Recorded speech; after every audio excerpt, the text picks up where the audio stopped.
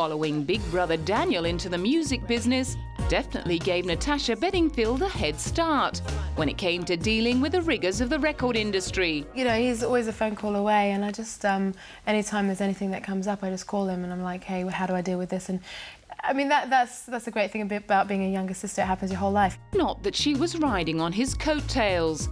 After growing up singing in Christian pop groups, she landed her own record deal, and her first solo release single went straight to #3 in the UK charts, paving the way for her debut album Unwritten, which sold 2.5 million copies across the world and earned her a Grammy nomination.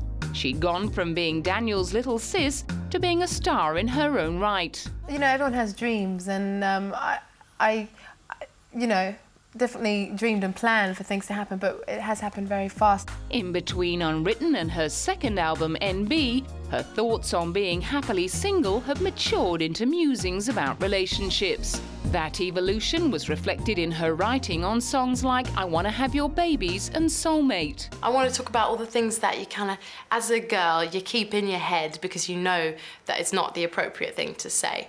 And but you're still thinking it. I mean, if you meet a guy that you like, most girls, when they're talking with their girlfriends later on, they'll be, you know, thinking of what does his name sound like after mine, or would our kids inherit his blue eyes?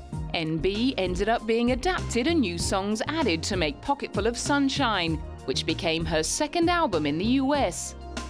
At the age of 26, after numerous romance rumours, she confessed her songwriting attentions were now fully focused on love. But this album is all about relationships and all about the kind of ups and downs that come with that. And I really have learned a lot. And actually, I've got a boyfriend right now, and it's going really, really well. And it's just like you learn so much about yourself through the person that you're with. By October 2008, she'd learned enough about herself to know that she wanted to marry Californian businessman and filmmaker Matt Robinson. And I'm just kind of reveling in the excitement of being newly engaged. I keep flashing my ring around all the time, and I've never been engaged before, and I'll never be engaged again. You know, I'm a big believer in like marriages forever, and it's very exciting.